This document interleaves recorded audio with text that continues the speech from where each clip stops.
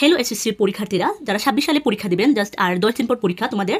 তো তোমরা অনেকেই মানে জানতে চাচ্ছ কি যে OMR শিটটা আমরা কীভাবে পূরণ করবো। তো আমি এই জন্য বোর্ডে না দিকে এটা আমি দেখালাম। এখন আমরা আধা লিখলাম, প্রায় অনেক বেশি লিখলাম বা সব কিছু লিখলাম। হ্যাঁ, যদি আমরা এটা ভুল হয় তাহলে আমরা কি ফেল, প্রায় 10 বছরের প্রতীক্ষার ফলাফল 0 হয়ে যাবে। হ্যাঁ, যদি আমাদের এটা ভুল হয় তাহলে আমাদের 10 বছরের ফলাফল কি হয়ে যাবে, 0 হয়ে যাবে। তো আমাদেরকে প্রথমে সতর্কতাভাবে প্রথম প্রায় 10 মিনিট সময় নিয়ে প্রথম এটা দিয়ে দিবে এরা। তো পরীক্ষকরা তো তারা প্রথম দিয়ে দিলে পর আমরা 10 মিনিট সময় নিয়ে আমরা প্রথমে এটা দেখবো এবং মাথা ঠান্ডা করে এটা ফিল আপ করবো। ঠিক আছে, মাথা ঠান্ডা রেখে একদম কেউ যদি ধাক্কা দেয় বা পিছন থেকে অনেকে আছে না যে ডিস্টার্ব করে, ওদেরকে বলবা ডিস্টার্ব না করতে তোমরা এটা লিখবা। ঠিক আছে, সেক্ষেত্রে প্রথমে কি করবা, তো প্রথমেই আমার জাস্ট ওই যে এটা অপশনটা, হ্যাঁ বোর্ড সিলের দেওয়া থাকবে, এটা দেওয়া থাকবে। হ্যাঁ, আমি যেখান থেকে OMR শিট আনছি ওইখানের মধ্যে এটা দেওয়া, মানে ওইটা দেওয়া ছিল। ঠিক আছে, এখন তোমরা এখানে লেখা থাকবে SSC HSC এবং কি DIBS, এটা লেখা থাকবে। ঠিক আছে, তো তোমরা কি করবা, এখানে একটা টিক চিহ্ন দিবা। ঠিক আছে, এবং আমি যেটা মানে তোমাদেরকে বলবো যে ফর্ম ফিল আপ মানে এটা পূরণের ক্ষেত্রে, হ্যাঁ OMR শিট পূরণের ক্ষেত্রে তুমি কি করবা, এরকম একটা কলম ব্যবহার করবা। এই কলমটা আমার কাছে মনে হয় এটা উত্তম, কারণ এটা খুব স্মুথভাবে মানে বৃত্ত ভরাট করা যায়। ওকে, তো এটা দেখবা প্রথম এটা টিক চিহ্ন দিবা, তারপর কি লিখবে, এখানে বোর্ড আছে, তো তোমরা কোন বোর্ডে, তোমরা যে বোর্ডের সেটা ফিল আপ করে দিবা। আর এটা দেওয়া থাকবে না। ঠিক আছে, এটা উপরে দেওয়া থাকবে না, জাস্ট এখানে দেওয়া থাকবে, টিক চিহ্ন দিবা, এখানে লিখবা পরীক্ষা কত 26। ঠিক আছে, এগুলো সব ইংলিশে লিখবা। ঠিক আছে, এগুলো সব ইংলিশে লিখবা। ওকে, তাহলে এখানে বোর্ড দিছে, তো বোর্ড কি লিখবা, বোর্ড লিখবা কি সিলেট বোর্ড, এখানে বরাট করবা। পরীক্ষা কি পরীক্ষা, SSC। ঠিক আছে, স্মুথ, এই কলমটা কিন্তু খুব স্মুথভাবে মানে কি লেখা যায়। ওকে, তো এখন আছে কি রুল নং, তো রুল নংটা কি লিখবা, রুল নং ধরো তোমাদের রুল আমি বলি। ঠিক আছে, তোমাদের রুল কি, ধরো 26091 2। তো তোমরা এগুলো কিন্তু সব ইংলিশে লিখবা। ঠিক আছে, এগুলো সব ইংলিশে লিখবা। ওকে, তো ইংলিশ বলতে কি যে 1 2 এরকম লিখবা। তো এখানে 2 বলছে, তো আমরা 2তে আগে তোমরা কি করবা, যে এখানে একটা ছোটো ছোটো করে ডাক দিয়ে দিবা। 2 বলছে না, এখানে 2 থেকে ডাক দিয়ে দিবা। তারপরে 6 এখানে ডাক দিবা।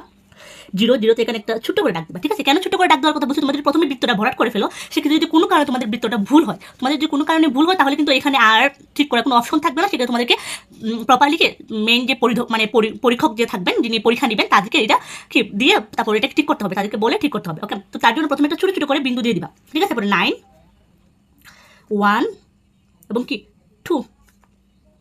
ঠিক আছে, লিখবা। এরপরে রেজিস্ট্রেশন নাম্বার দিলাম যে 25961028876, তোর একটা রেজিস্ট্রেশন নাম্বার তোমাদের। ঠিক আছে, তো আগে এটা লিখে তারপর মিলাবা। ঠিক আছে, এখানে 2-এ বসছে কিনা, এখানে 6-এ বসছে কিনা, এখানে 0-তে বসছে কিনা, 9-এ বসছে কিনা, 1-এ বসছে কিনা, 2-তে বসছে কিনা। ঠিক আছে, এটা লিখবা। লিখেছেন এটার মতন এখানে ইয়া দিবা 5, তারপরে 9, তারপরে 6, তারপরে 1, তারপরে 0, তারপরে 2, তারপরে 8 7 6 দিয়ে দেবা। ঠিক আছে, তারপরে পত্রকুট, তো বাংলাতে মনে হয় 101 বা যেটা হয় পত্রকুট লিখে ফেলবা। ঠিক আছে, প্রথমে লিখে জাস্ট এরকম একটা ছোটো ছোটো করে বিয়া দিয়ে দেবা।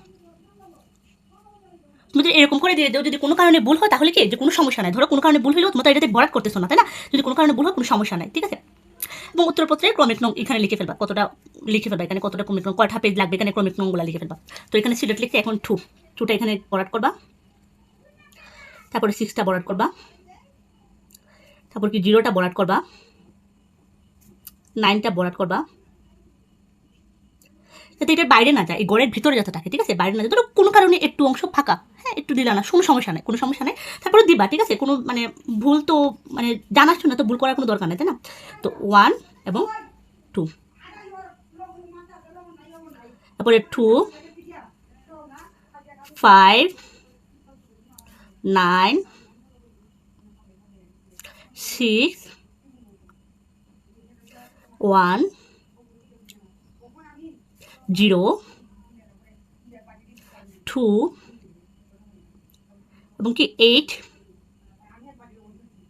7 6 এবং নিচের যে ধাপগুলো, হ্যাঁ এখানে নিচে আছে একটা ধাপ এবং ধাপ, এখানে প্রথম ধাপ, দ্বিতীয় ধাপ এবং তৃতীয় ধাপ। তো দ্বিতীয় ধাপ এবং তৃতীয় ধাপ তোমরা কোনো মধ্যে ধরবা না। ঠিক আছে, এগুলো কিন্তু যদি এই ধাপ এবং এই ধাপ ধরবা না। ঠিক আছে, এগুলো কিন্তু সব যিনি পরীক্ষক আছে তারা কিন্তু এগুলো পূরণ করবে। এগুলো কিন্তু তোমার কোনো দরকার নাই, এগুলো কোনো কিছু ধরবা না, জাস্ট এগুলো সুন্দরভাবে স্মুথলিভাবে পূরণ করবা। ওকে, এখন তোমরা বলবা কি যে MCQ এর শিটটা করবে। তো ধরো MCQ এরকম দিয়ে দিবে, তো এগুলো দিবে না। ঠিক আছে, আমি যেখানে ফর্ম ফিল আপ করছি এখানে এগুলো দিবে না, জাস্ট তোমাদের এখানে দিয়ে দিবে এগুলো, এবং SSC দিনের এটা পরীক্ষা পূরণ করবা। ঠিক আছে, এবং এখানে রুল নং দিবে, রুল নং দিবা, এখানে বিষয় দিবা, সেট কোড কিন্তু MCQ প্রশ্নের উপরে থাকবে। ধরো আমাদের কাছে একটা সেট আছে, হ্যাঁ এখানে ধরো ইংলিশ 5 পেপার, সেট কোডটা আমি একটু বুঝিয়ে দিচ্ছি। ধরো ইংলিশ পাঁচ পেপার, ঠিক আছে, ইংলিশ সেট আরে সাবজেক্ট কোড, এটা হচ্ছে একটা সাবজেক্ট কোড, ইংলিশ পাঁচ পেপারের সাবজেক্ট কোড কিন্তু এটা, ঠিক আছে। তো এরকম সাবজেক্ট কোডের উপরে দেওয়া থাকবে, এমসিকিউ এর ক্ষেত্রে শুধু পূরণ করবা, হ্যাঁ, এমসিকিউ বা সৃজনশীল ক্ষেত্রে বিষয় কোড দেওয়া থাকবে, এটা পূরণ করবা, ঠিক আছে। এমসিকিউ সৃজনশীলের উপরে ওএমআর শিটের মধ্যে সাবজেক্ট কোডটা দিবে, ওগুলো তোমরা সুন্দরভাবে পূরণ করবা, ঠিক আছে। এবং এখানে সেট কোড দিবে, এমসিকিউ কিন্তু সেট কোড দিবে, ঠিক আছে, সেট খ খ মানে ঘ ঘ এগুলো কিন্তু সেট কোড দিবে, ওকে। তো এখানে সেট দিবে, উপর লিখে দিবে যে সেট, তো তোমরা এটা সেট লিখবা, যদি ক থাকে ক পূরণ করবা, খ থাকলে খ পূরণ করবা, এবং এখানে রেজিস্ট্রেশনটা পূরণ করবা, এবং কি যে বোর্ডটা আছে বোর্ডটা পূরণ করবা, যেটা আমি একটু আগে দেখিয়ে দিয়েছিলাম। সবাইকে ধন্যবাদ।